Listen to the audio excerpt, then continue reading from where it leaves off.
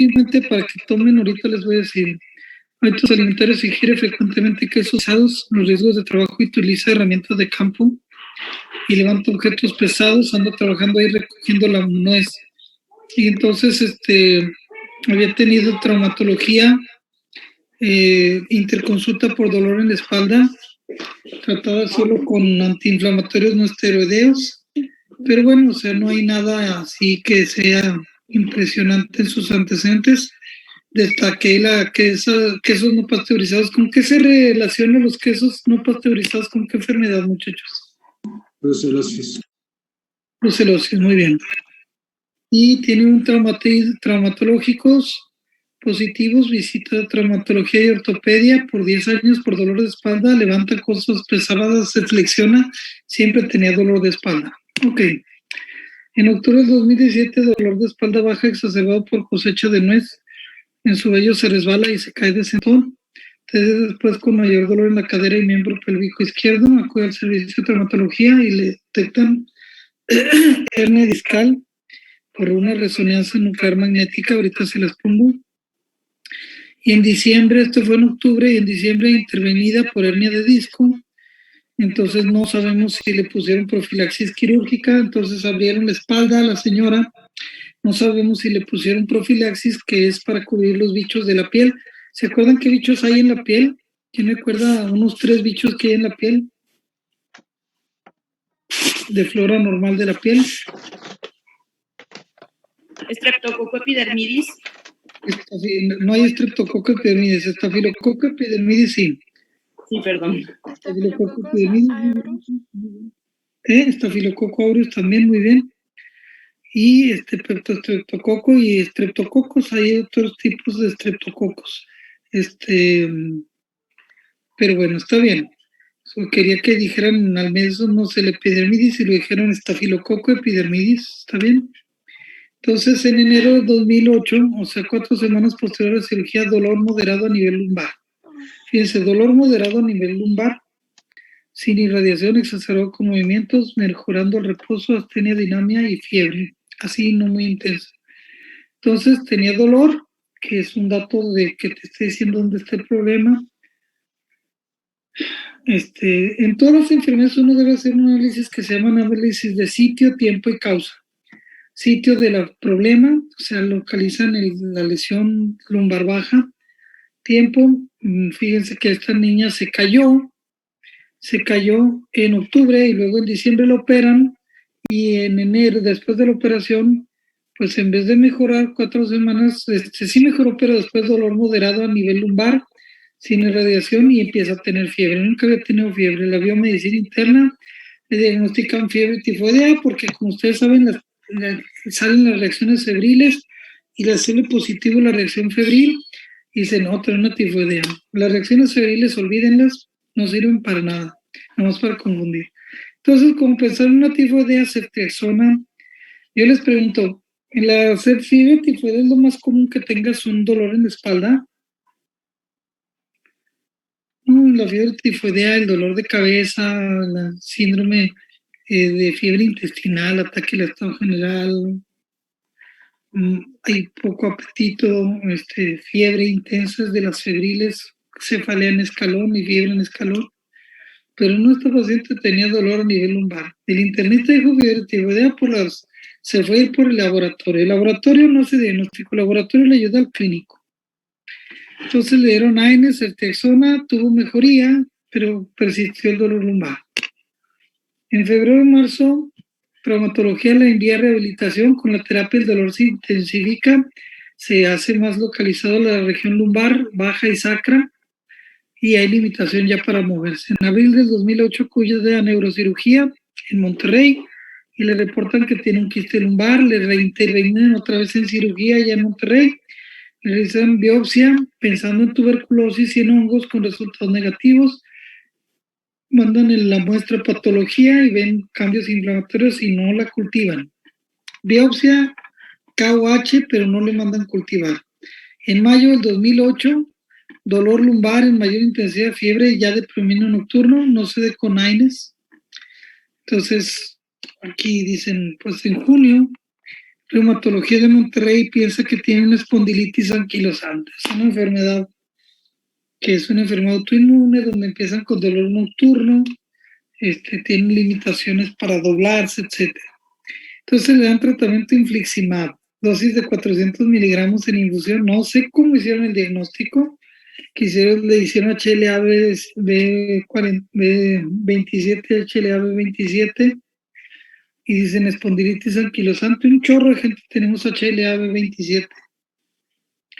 Y entonces ellos se fueron a la finta y le dan infliximab, que es un anti-TNF, 2 semanas. Después de la segunda aplicación, deterioro clínico, imposibilidad total para deambular y dolor intenso, fiebre 40. El infliximab es un inhibidor del factor de necrosis tumoral. Se decide el traslado a Torreón para tratamiento con infliximab. Ven la reumatología le ve dolor lumbar localizado en el L3L5, lumbar 13, lumbar 5, eso quiere decir, de tipo que mecánico con contractura de paravertebrales. ¿Qué quiere decir? O sea, yo siento la vértebra, en la espalda tenemos un huequito ahí donde van las espinales y luego los músculos a los lados, así, entonces busca los músculos de la espalda y le dolía mucho. Eso se llama hipersensibilidad, contractura de los paravertebrales.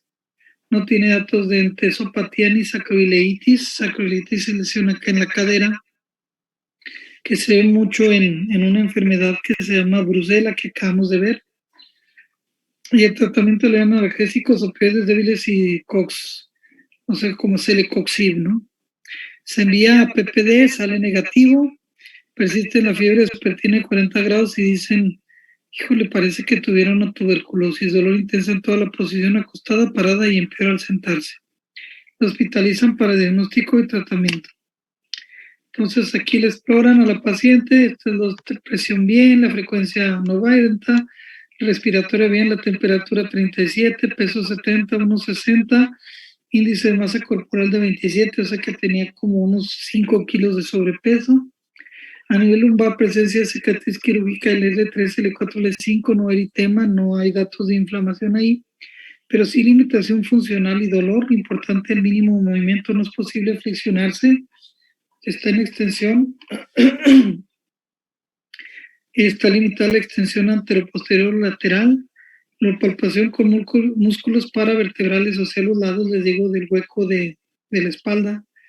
Se toca así, aumentados en tono y sensibilidad, le duele, ay. Y los ligamentos interespinosos dolorosos, solo lumbares, dolor intenso, la palpación de 3L5, no datos de sacroileitis. Entonces toman esta fue primero, perdón, la de diciembre del 2017, y en esta del 2017 dice L4, L5, aquí está L4, L5, y se ve que viene la columna vertebral aquí, y aquí como que se interrumpe, y este disco como que aquí hace protrusión tantito, pero aquí le interrumpe mucho. Vean cómo interrumpe el canal medular, que es esto blanco. Es una hernia de disco, entonces por eso que lo operaron allá en Monterrey, perdón. Entonces lo operan para esta hernia que ven aquí. Entonces ella tenía enfermedad degenerativa. Este es en enero, una resonancia nuclear postquirúrgica, donde generalmente ya vieron que liberaron, ya no está tan ocluido el saco lumbar aquí. En el 3 L4 aquí lo operaron la paciente. Ya no se ve tan mal en estas. Lo más importante. Y luego en enero, resonancia nuclear. Sí se ve aquí. La liberaron un poco según esto. Pero bueno, es menos, la afectación es menos. Ya liberaron esta columna. ¿Sí? Esta es la misma resonancia postquirúrgica. Ven la distancia 5.75 centímetros de este diámetro. Estaba reducido, pero estaba peor, pero seguía con dolor. En abril de ese año, que ya repetimos, cambios postquirúrgicos, 2 imágenes que sugieren quistes y dicen ahora hernia discal a nivel de L3, L4, etc. Entonces, pero esta es de abril, pero empieza a ver estos cambios con este cambio de postquirúrgico, pero se ve mucha afectación de dos vértebras contiguas. Esta vértebra está bien, el disco está bien, esta vértebra está bien, este disco está bien, esta vértebra se ve medio rara, este disco un poco abombadón quizá, pero esta vértebra se ve manifiestamente enferma, y esta vértebra está comida de esta parte. El disco está más o menos medio respetadón, no se sabe, y este disco más o menos respetado, también estas vértebras están enfermas. Entonces, sigue esto de abril, sí, perdón, el estudio de dónde, cuándo fue.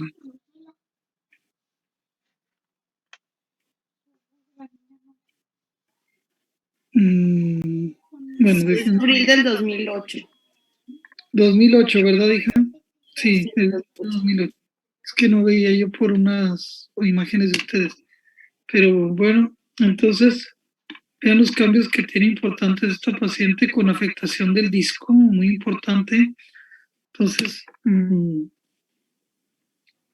es 12 de abril, creo, será 12 de abril. 12 de abril. Ok, sí, está bien, tiene razón. Entonces, le hacen la biopsia y el resultado de la biopsia dice que esta muchacha tiene fragmentos de médula conservado músculo ¿qué dijeron aquí? De fibrosis caso tejido de disco con degeneración de médula espinal conservado, trabéculas óseas maduras con células inflamatorias de predominio de polimorfonucleares. El predominio de polimorfonucleares hace pensar que es algo agudo. Cuando es una enfermedad muy crónica, cambian los linfocitos. Se le realizó tinción de paraminosalicil y Paz, Nielsen, para el bicho tuberculoso con resultado negativo para hongos y para VAR. O sea, para hongos Paz y para VAR, que es el TB. Entonces, la biometría bien, los leucos 11.000, el HLA-A ahora les resulta negativo. Entonces nosotros nos preguntamos por qué fue de que pensaron que tenía una espondilitis anquilosante. Le pedimos a ver si tenía una enfermedad inmunológica con péptidos cíclicos y turbinados, salió negativo. La velocidad de sedimentación elevada y la proteína C reactiva un poco elevada, no tanto. Entonces le damos un gamma-grama a este paciente y vemos patología articular inflamatoria, sacroiliitis bilateral de predominio derecho, patología en columna lumbar secundaria, manipulación quirúrgica. Se ve cómo capta aquí el medio contraste. Este es un gamma-grama posterior y vean cómo capta el medio contraste aquí. Aquí no se ve colores, a veces se pone de colores, a ver si viene de colores. Entonces vimos, parecía que traes una infección. Dijimos los leucos de 14.800 suben más, llama la atención, por eso lo resaltamos. Y en la diferencial había más para granulocitos, leucocitos 12.000 en julio, plaquetas. Hicimos prueba de coxi con la coxidiodina negativa, el PPD positivo 1.5, eritema 0.9 de induración, o sea, estaba en 0.9, esto es lo que cuenta. Estaba realmente poco positivo, pero esto, el PPD es para no infección aguda, es más bien para ver si tuviste tratamiento con TB. Entonces, los reumas dijeron, puede ser una TB latente, vamos a darle Rifina 3 tabletas cada tercer día.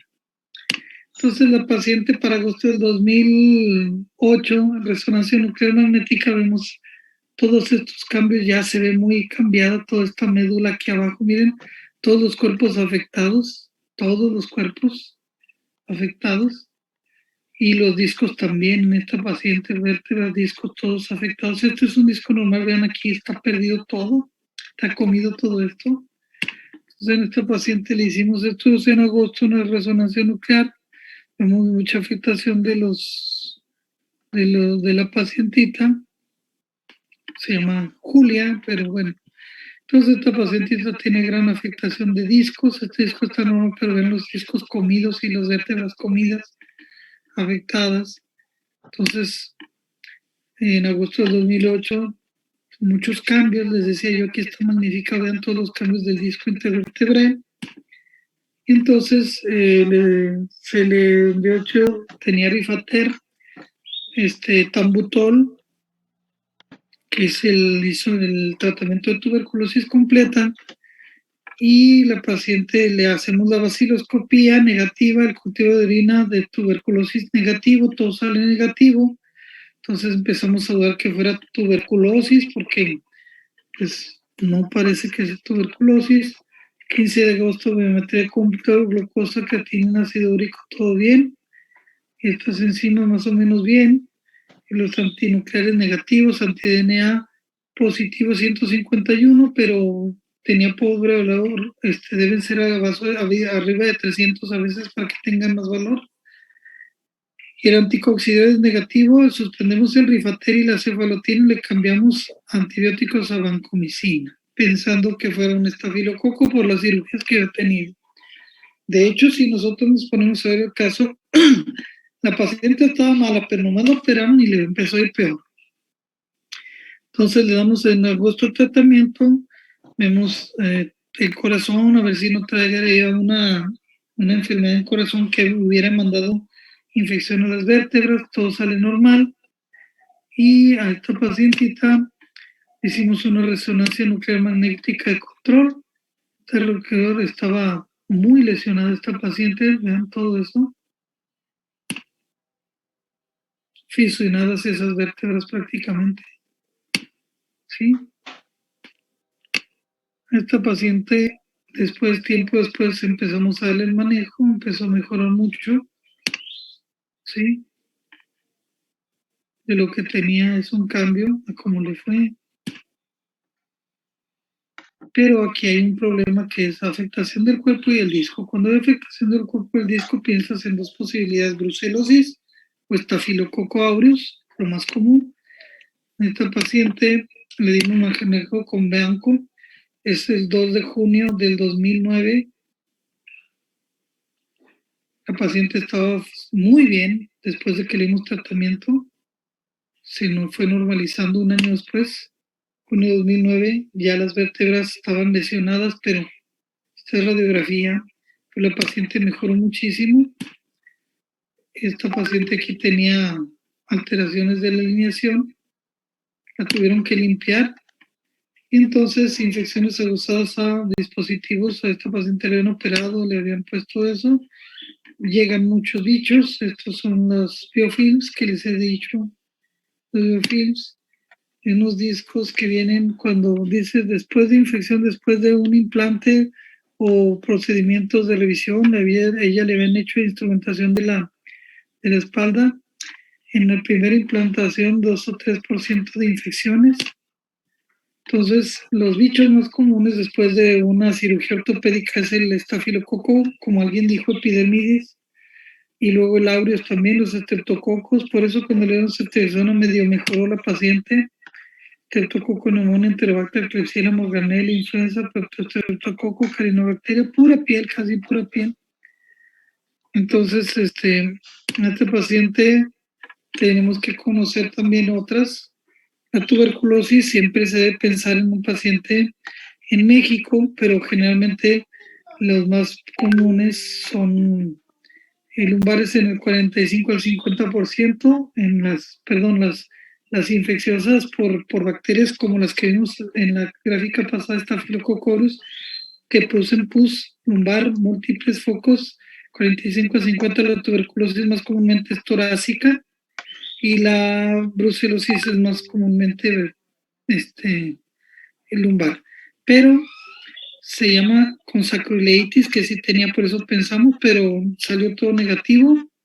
Pero lo más común es que tienes tú generalmente en la brucela afectación de las vértebras y los discos. Se llama espondilodicitis, al igual que la piogénica espondilodicitis. La tuberculosis no daña las vértebras, a los discos intervertebrales. Les voy a decir, ¿por qué piensan? Es una pregunta bien tremenda, ¿eh? Entonces, cuando haces una intervención quirúrgica, lo más común es un estafilococo aureus o estafilococo epidermidis, su propionobacterium agnes, como le pasó a esta chica, una cirugía, estafilococo aureus, pseudomonas serratia, gram negativos, pero en cirugía traumática, pero en procedimientos como cirugía con implantes, esto es lo más común. Estafilococo, Entonces, esta pacientita, los bichos pueden llegar por la sangre a una osteomielitis vertebral. Es muy común en los niños que tienen una infección en la piel, absorben y llega a los huesos largos en los osteomielitis, en las tibias de los niños por estafilococo. Las brucelas también llegan a las vértebras y los tratamientos son de 3 a 6 meses en la tuberculosis, de 9 a 12 meses llegan del pulmón ahí, los abscesos paravertebrales y los abscesos epidurales de 8 a 12 semanas, pero estos son meses. Brucela y tuberculosis son meses, hasta casi medio año, un año. Entonces, osteomielitis vertebral, lo más común de los bichos, siempre va a ser un estafilococo aureus, es el bicho mucho más común que hay. Básicamente, si nosotros tenemos el organismo más importante de todos, el bicho más común es el estafilococo aureus. Entonces, a este paciente se le va a dar ceftriaxona, la ceftriaxona le va a pegar poquito, pero el estafilococo aureus es muy resistente. Entonces, tenemos que dar vancomicina y vean la diferencia. Por ejemplo, la tuberculosis da lesiones en diferentes vértebras respetando el disco. Vean, sin afectación del disco. El disco normal, se ven todos los espacios normales. En cambio, las vértebras afectadas en la tuberculosis, estos son enfermedades muy acá arriba. Esto se va a estar por fracturarse. Esto se hace una joroba y se llama mal de Pot. ¿Sí? Esta es una tuberculosis con el disco normales. Todos los discos están normales aquí resaltados con estos colores blancos. Aquí el disco, todos los discos están normales, pero las vértebras todas afectadas, todas las vértebras dañadas. ¿Por qué? Porque el disco de los adultos no tiene oxígeno, no tiene riego, está ahí desvascularizado. Entonces, si no tiene oxígeno, ¿se acuerdan ustedes que la tuberculosis daña donde hay regiones de alta oxigenación en el pulmón? Entonces, en estos pacientes, pues el disco casi no se lo come. También los tumores respetan el disco, fíjense, en la fase inicial, porque el disco no tiene vascularización y las células de tumor van por el disco, por el vaso sanguíneo, ¿sí? Donde hay nutrientes. Entonces, generalmente, dice, principales características de la osteomielitis vertebral, debe haber factores de riesgo que decíamos los que van a trabajar en rastros, tomen leches no pasteurizadas. En ella pensamos en eso, pero nunca salieron positivas las pruebas serológicas ni la PCR que hicimos. Y hay fiebres, escalofríos, dolor espinal, fiebres constitucionales, síntomas de que se sienten mal, sensibilidad paravertebral, pero todas las enfermedades que producen una afectación en las vértebras producen hipersensibilidad paravertebrales. Aquí quiero que pongan un pensamiento, se salgan de la clase en esto. Si yo estoy en este cuarto, para construir y darle fuerza a este cuarto no puedo poner un castillo, solo en un castillo es como un soporte, y los castillos en los cuartos generalmente van en las esquinas, porque de ahí van las dalas y luego tienes fuerza, un cuadro, tienes los castillos en las esquinas. Nosotros no tenemos, los seres humanos no tenemos 4 vértebras, tenemos solo una vértebra y es curveada para darle fuerza a una estructura súper resistente que va a durar toda la vida. Entonces, cuando la vértebra, que es los ladrillos de nuestra construcción, ¿sí? Solo nos sostienen, deben estar agarrados de muchos ligamentos o tejidos de tendones y músculos paraespinales que son muy fuertes. Cuando una vértebra está dañada, como en la osteomielitis, por estafilococo, por brucela, por tuberculosis, entonces la vértebra, el ladrillo está dañado y los que agarran el soporte son los músculos, están tensos y tú los tocas a veces, les duele a los pacientes. El tocarles el músculo que haz de cuenta, pues los que hacen ejercicio es musculote, ¿no? Pero hagan de cuenta los músculos paravertebrales están así apretadísimos, ¿no? Entonces ya están cansados de soportarte y los tocas y les duele. Eso se llama sensibilidad paravertebral, aquí se los estoy señalando. Eso sucede en todas las espondilodicitis, ¿sí? Entonces nosotros pensamos que esta paciente tenía brucelosis, ¿sí? Pero pensamos también esto es en hongos que podemos ver como la coccidiomicosis que vemos también a veces. Pero cuando nosotros tenemos una cirugía, el estafilococo es el patógeno más frecuente. Entonces, a esta pacientita le dimos el manejo y el estafilococo que es resistente, le tienes que dar gran positivos, incluyendo todo estafilococo, eso es resistente a meticilina. Ya les das generalmente vancomicina o linezolida. A esta paciente le dimos vancomicina y se alivió. Como enseñanza, les voy a decir, la osteomielitis vertebral en los adultos, el bicho más común es el Staphylococcus aureus. Quiero que lo tengan en mente siempre porque los traumatólogos cuando ven una lesión en las vértebras siempre piensan en tuberculosis o en brucela, no sé por qué. Y pues sí, pero hay diferencias. La brucela produce lesión en el cuerpo vertebral del ladrillo y en el disco. Se llama espondilodicitis. O sea, es la vértebra y el disco. Le encanta a la brucela comer todo. Pero hay organismos, y al estafilococo igual, pero la tuberculosis que requiere tanto oxígeno medio respeta al disco en las fases iniciales, sobre todo. Y porque el disco no tiene oxígeno, es avascular, y pues si los vasos sanguíneos no están ahí, no hay oxígeno, entonces trae como consecuencia eso que, es que me anda picando un mosco, pero ya lo agarré, trae como consecuencia eso que en los estafilococos, la tuberculosis, el disco está respetado como vimos, son leves diferencias. El órgano más importante de daño en la tuberculosis, muchachos, el órgano más dañado es el pulmón. Del pulmón, los vasos sanguíneos cercanos al pulmón irrigan mucho a la columna torácica, a toda la columna, pero la carga de sangre más frecuente que se comparte es con el lecho torácico. Por eso la tuberculosis daña mucho los cuerpos torácicos y produce una joroba. Eso se llama mal de Pot. Si la tuberculosis vertebral daña la torácica y produce una joroba, mal de Pot.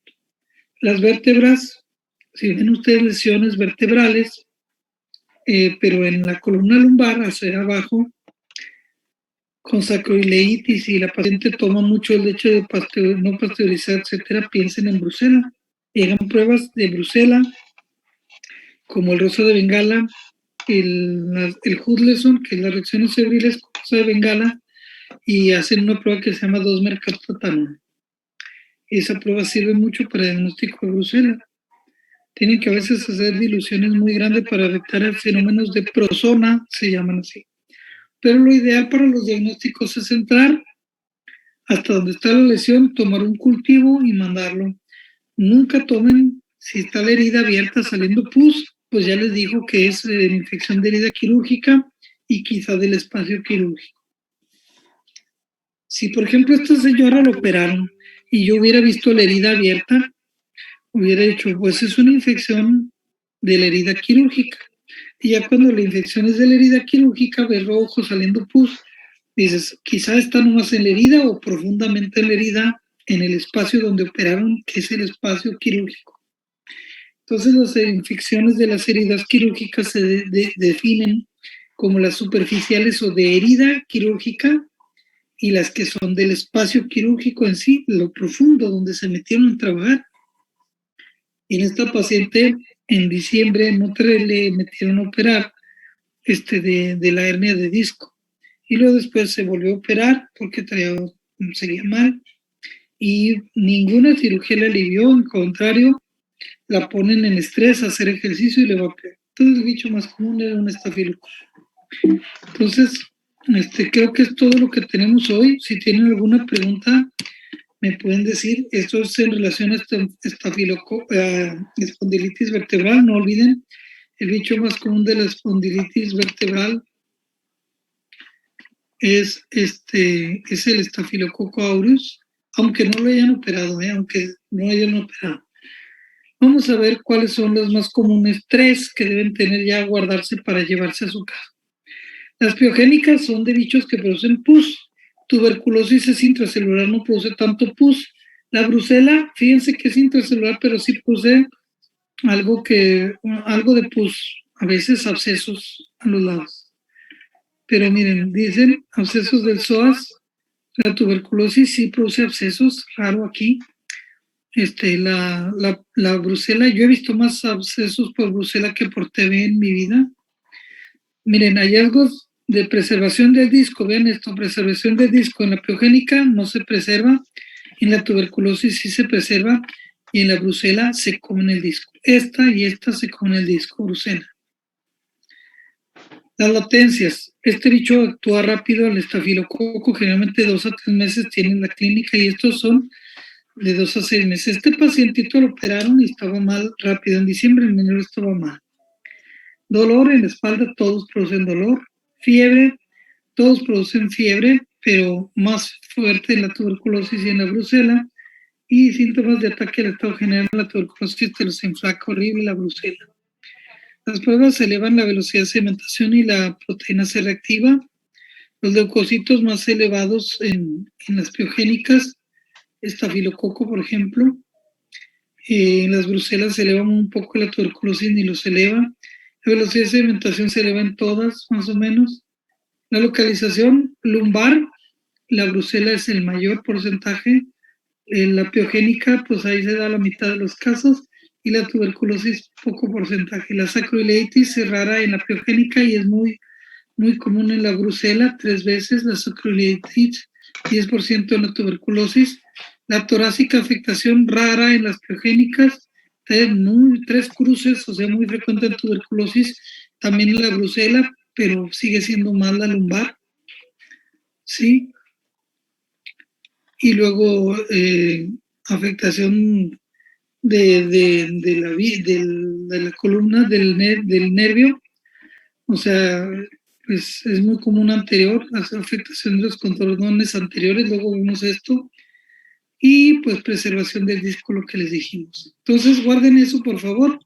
Mañana es clase, les voy a pedir que vimos hoy osteomielitis vertebral, vimos coccidioides, vimos tuberculosis. Ahorita les digo el día de mañana que vamos a ver de clase, ahorita se los escribo, porque ya va a empezar su clase con ustedes. Cuídense mucho. Gracias, muchachos.